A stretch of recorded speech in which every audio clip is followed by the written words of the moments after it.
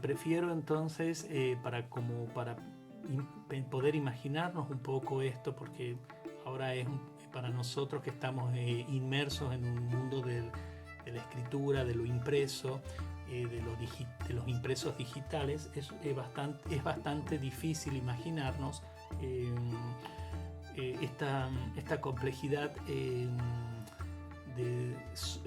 esta complejidad de sonidos que representaban vivir en de sonidos en el sentido de sonoridades, de resonancias de voces y de idiomas o de lenguas que estaban en formación, que conforman este espacio de la Edad Media, al que yo prefiero llamar como un multiverso lingüístico, un poco como para oponer la idea de universo, de unidad, a la idea de pluralidad o multiplicidad.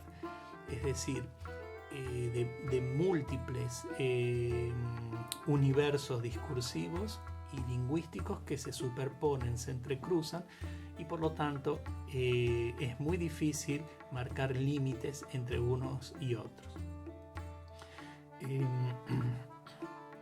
Así tenemos, ustedes cuando lean los textos que vamos a abordar para el estudio, van a ver cómo a veces una misma palabra aparece registrada de distinta manera, aparece escrita de distinta manera, y eso tiene que ver no solo con el universo de la oralidad, sino también cómo se representaban esos escritores, esos autores que estaban produciendo sus obras a la hora de transcribir esos sonidos, porque no tenían, recuerden que los nuevos fonemas no tenían una representación gráfica en el alfabeto latino, había que inventar nuevas formas de escribir, o mejor dicho, había que inventar registros nuevos del alfabeto.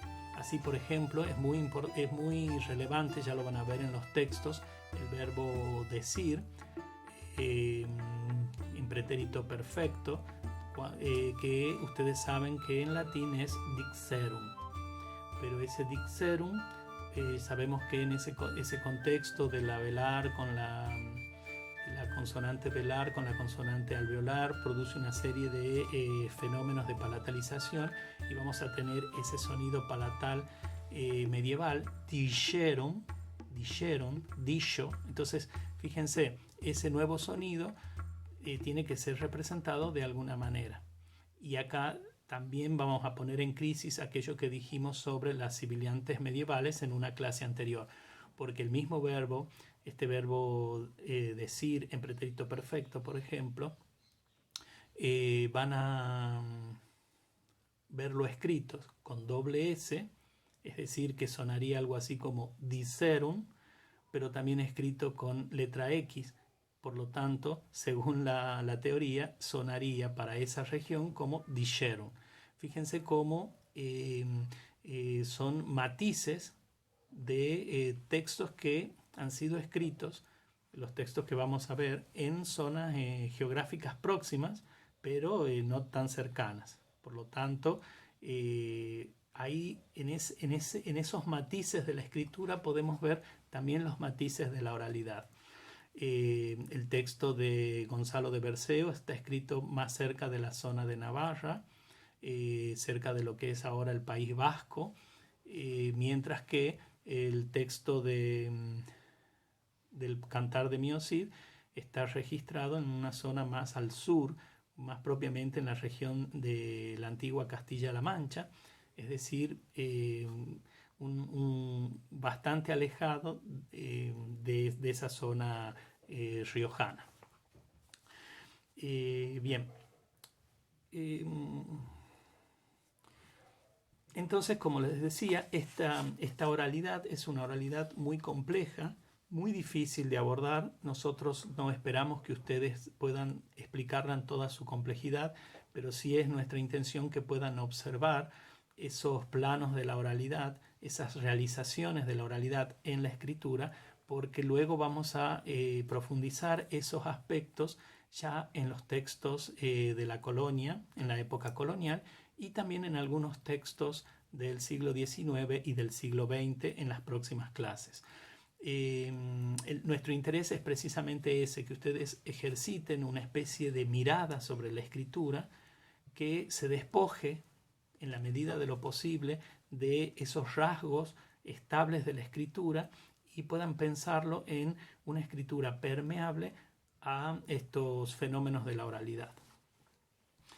Bien, entonces para sintetizar podemos decir que este multiverso está caracterizado por el cruce, la superposición de lenguas relacionadas también con las prácticas comunitarias, y esto genera lo que en la lingüística, en la sociolingüística moderna se denomina la diglosia. La diglosia es un tipo de especial de lo que podríamos englobar dentro de un mundo mayor, que es el bilingüismo. La diglosia tiene que ver precisamente con el uso de una lengua en contextos determinados. Es decir, la persona que habla su lengua materna sabe que en determinados contextos debe hablar otra lengua.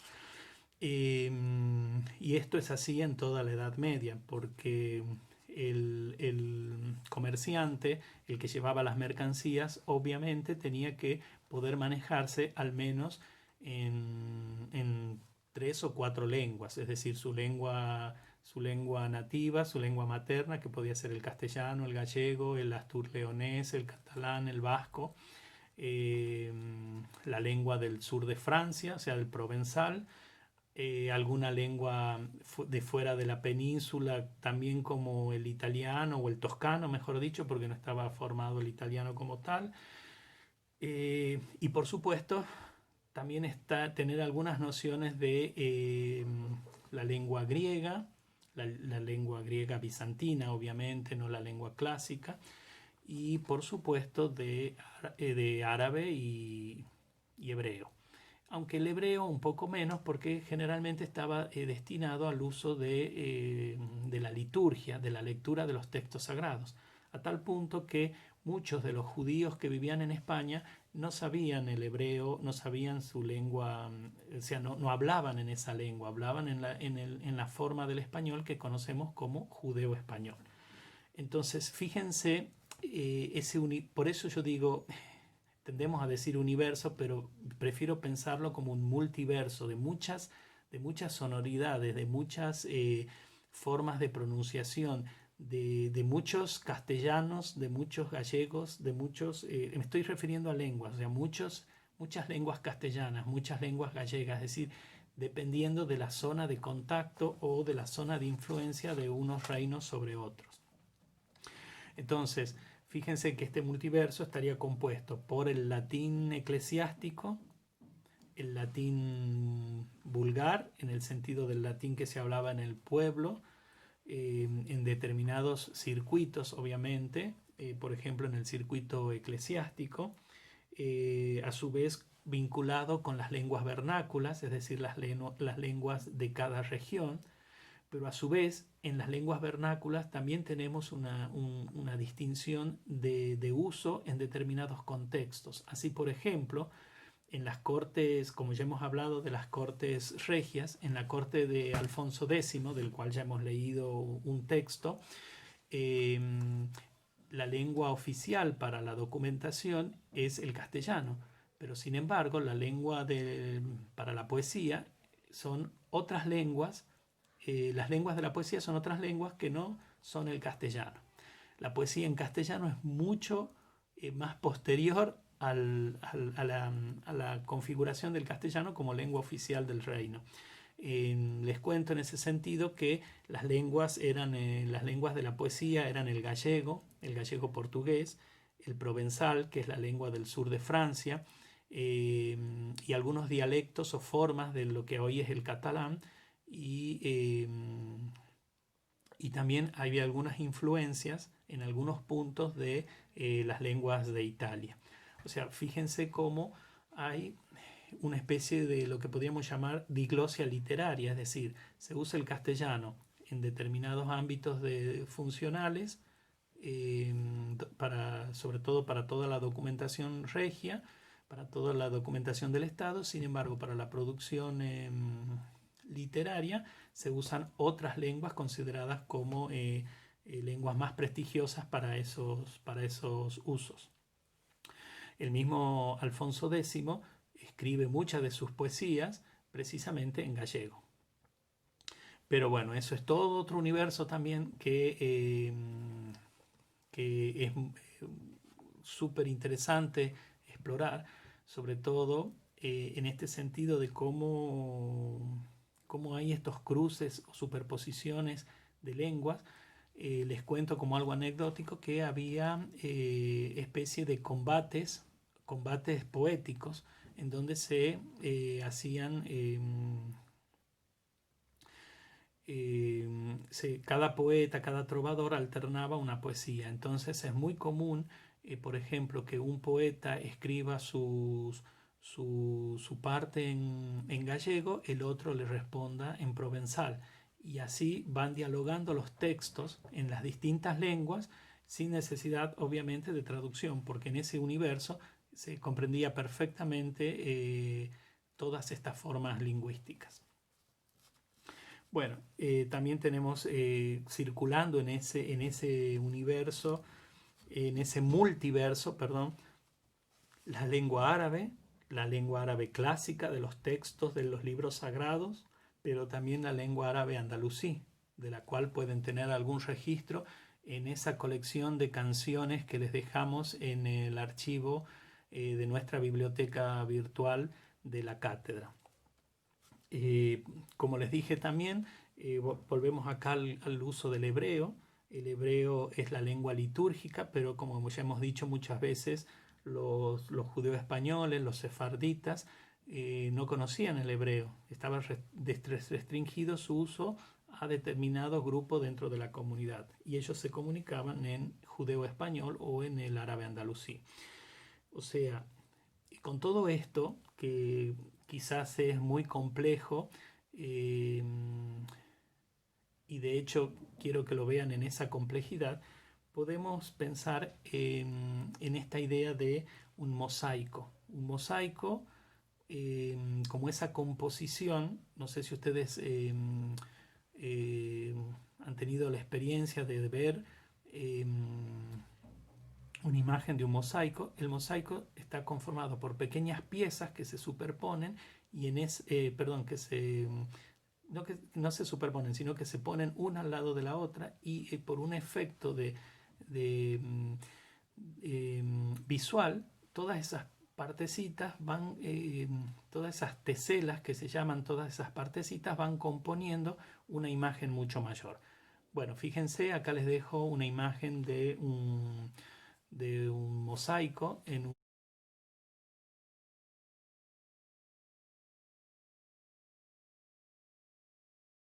volviendo entonces a este tema, a lo que estamos planteando, también podemos encontrar una especie de escritura de carácter diglósico o diglótico, podríamos decir. Bueno, por ahí invento algunas palabras que no estoy muy seguro de que sean así, pero bueno. Entonces también podemos encontrar algunos registros de escritura en distintos sistemas de representación. Por ejemplo, hay una gran colección de textos que se llaman textos aljamiados o textos en aljamía, que es un término obviamente árabe para designar a textos que se escribían con caracteres árabes, pero que eran palabras en español o en mozárabe o en el español o en el castellano medieval, obviamente.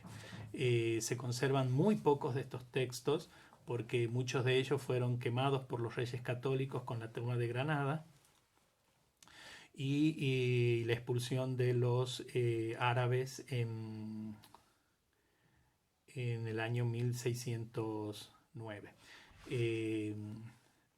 Fíjense cómo bueno, se podrían haber conservado muchos otros textos de la literatura castellana, pero bueno, con el prejuicio de que estaban escritos, o sea, abrían un libro y estaban con caracteres árabes, directamente se mandaba a la hoguera, sin, sin investigar o explorar demasiado su contenido. Muchos de los libros aljamiados que se han conservado, precisamente se han conservado porque las familias los enterraban, como también vemos esa imagen en el Quijote, o los amuraban, es decir, hacían un hueco en las paredes en el cual escondían los textos, ya sean textos sagrados o no. Recuerden que siempre volvemos a la idea de que el libro es un artículo de lujo y bueno, se preservaron durante muchos siglos así en los muros, porque como también ya hemos dicho, muchos de ellos no volvieron a sus casas. Es decir, muchos siglos después, cuando se hace una reforma o cuando se tira una pared, aparecen estos textos.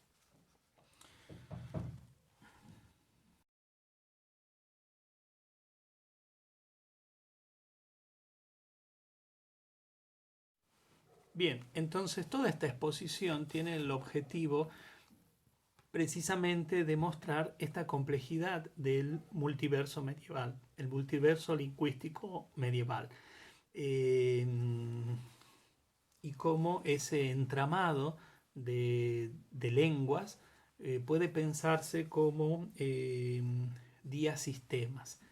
No me gusta a mí usar la palabra lengua y dialecto porque esa concepción de lengua y dialecto es una concepción muy fundada en el siglo, en la lingüística del siglo XIX, en donde el concepto de lengua tiene que ver con prestigio, cultura, eh, con hegemonía, con la lengua como una expresión eh, de una comunidad que ha alcanzado un alto grado de cultura, entre comillas, debido a la cantidad de producciones en distintos ámbitos de la cultura, científico, literario, económico, etc.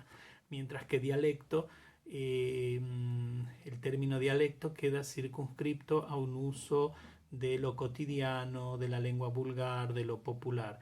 Y se identificaría el dialecto, sobre todo en estos estudios de fines del siglo XIX, o mejor dicho, casi todo el siglo XIX, con esa idea de que el dialecto tiene rasgos que lo apartan de esa lengua central o esa lengua hegemónica. Entonces, lo que yo les propongo es, si bien en la bibliografía o en las lecturas ustedes van a ver esta diferencia entre lengua y dialecto, prefiero que nosotros en esos casos hagamos un ejercicio de poder, digamos, y reemplacemos el concepto estos conceptos subalternos por conceptos de diasistemas, es decir, un complejo de sistemas que funcionan conjuntamente y que debido a determinadas circunstancias de enunciación se activan unas u otras formas. De hecho, nosotros mismos como hablantes nos manejamos en distintos diasistemas. No es el mismo, si bien hablamos una lengua considerada culta, entre comillas, no es el mismo sistema que usamos entre amigos, que usamos al hacer las compras, que usamos en el ámbito familiar, que usamos en una exposición académica.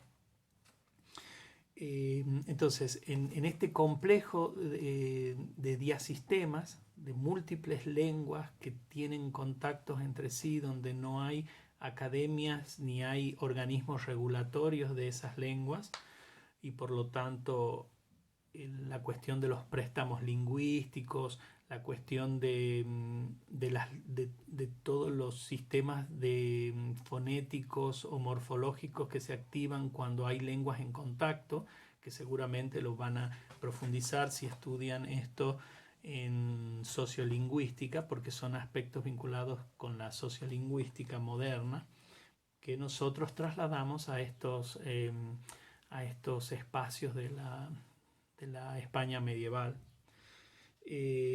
Bueno, como les decía, a su vez, en este universo plurilingüístico, multiverso, mosaico de lenguas en contacto que forman una unidad de semiótica lingüística y de sentido entre los hablantes, etc., podemos a su vez tener dos niveles de registros. Un registro escrito y un registro oral. Aunque sabemos que la oralidad en este contexto siempre va a estar mediada por la recuperación que hace de ella la escritura. Pero bueno, podemos caracterizar estos registros de forma general y como para tener un panorama que nos permita ubicarnos y poder hablar con cierta solvencia en estos temas. Podemos pensar en el registro escrito, o sea, con rasgos que tienen que ver con la escrituralidad, como decía Osterreicher, tiene que ver entonces con una mayor formalidad, es decir, la formalidad en términos de estabilidad del lenguaje, y está como, podemos decir, como más atado, más circunscripto a modelos textuales o a tradiciones de formatos textuales. Así, por ejemplo, las 7 partidas de Alfonso X, que ustedes ya han leído, tiene una estructura del orden de lo jurídico que regula una cierta, hasta podríamos decir, monotonía en el lenguaje, porque, repite, no hay mucho margen para la creatividad. Tiene que ser lo más concreto posible y más circunscrito a un hecho pragmático que tiene que ver precisamente con la implementación de determinada normativa a una situación de la vida cotidiana y por lo tanto, no admitiría en un principio demasiadas interpretaciones libres. Bien, y por otro lado tenemos un registro más vinculado con lo oral, en términos de lo que Osterreicher menciona como los rasgos de oralidad. Como ya hemos dicho, es una oralidad de la cual no tenemos registros fonográficos, una oralidad que está siempre mediada a través de la escritura, que es la que permite su fijación y su registro, pero que podemos analizar, que podemos observar, que podemos asediar en términos de Walter Ong. Y en este punto les recomiendo que vuelvan a la clase de Agustina Castro, cuando explicó el contenido del capítulo de las psicodinámicas de la oralidad. Sintetizando, podemos decir que estos textos vinculados con la transmisión de la cultura oral son textos que se transmiten a través de la tradición oral, es decir, en el boca a boca, y para garantizar esta tradición y esta transmisión son textos que tienen como una doble vertiente. Por un lado, son textos más estables, porque al memorizarse se memorizan estructuras completas y esas estructuras completas se van sumando a otras estructuras completas y así se va creando por ejemplo, una trama narrativa. Es decir, que estos textos, en cuanto a su concepción de transmisión, están basados en el ejercicio de la memoria y por lo tanto en una estructura profunda podemos ver la repetición de ciertos leitmotivs, de ciertos motivos literarios o motivos vinculados con la cultura popular, es decir, aquellos estereotipos, y tengan en cuenta acá que cómo esos estereotipos están regulados por la ideología, por las representaciones de la alteridad y de la mismidad. Es decir, fíjense cómo estamos matizando todos estos términos que ya hemos visto en la primera parte del año para ponerlos en juego, para ponerlos en danza, para que articulen con estas nuevas lecturas.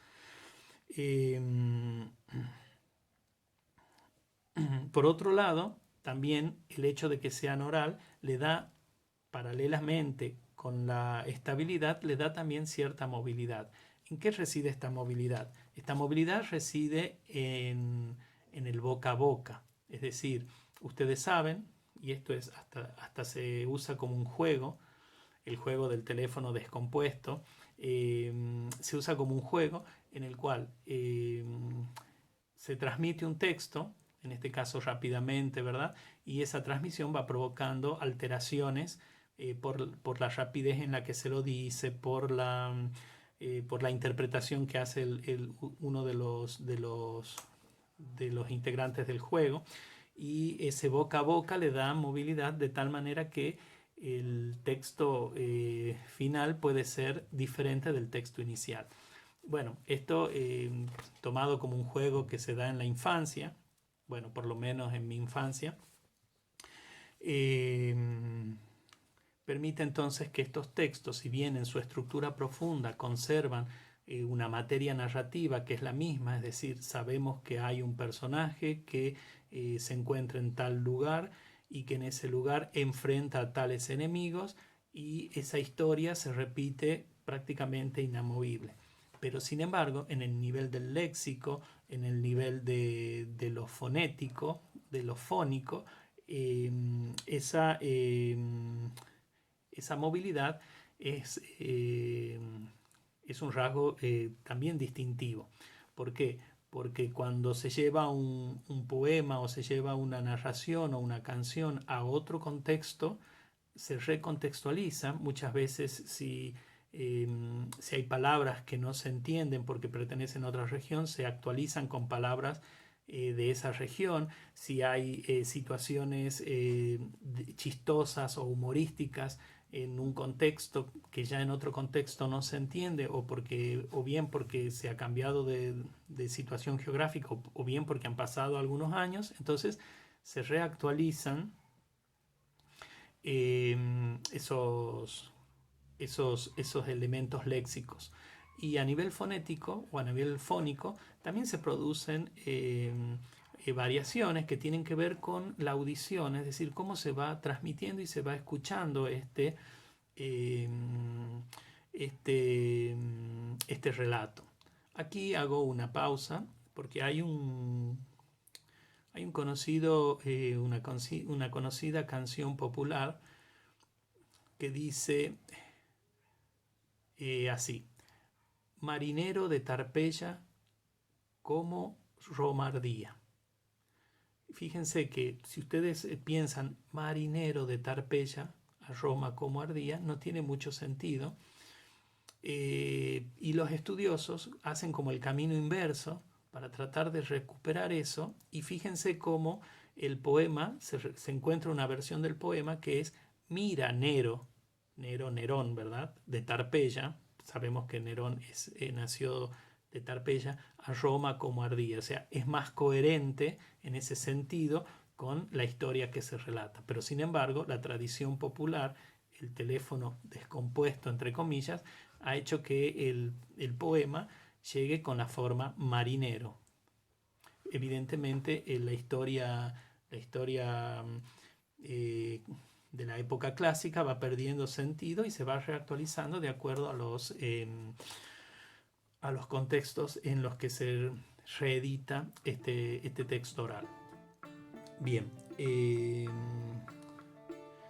todo eso de alguna manera confluye en un rasgo muy característico de esta poesía o de estas textualidades de transmisión oral, y que están atravesadas de muchas frases hechas. Ustedes saben que las frases hechas son conglomerados, son conjuntos de palabras que en su conjunto, o sea, no significan nada en sí mismas y separadas, sino que tienen un significado y un sentido en su conjunto.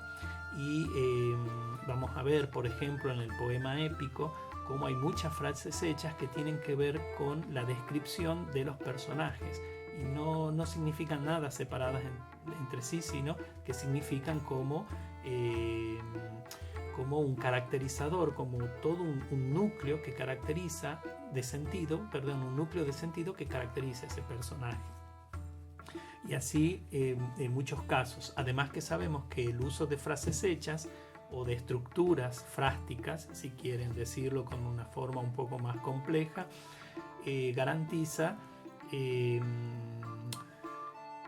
la memoria, el recuerdo. Es una estrategia mnemotécnica, como diría Walter Ong, para preservar y para volver a transmitir el relato o la narración que se está contando.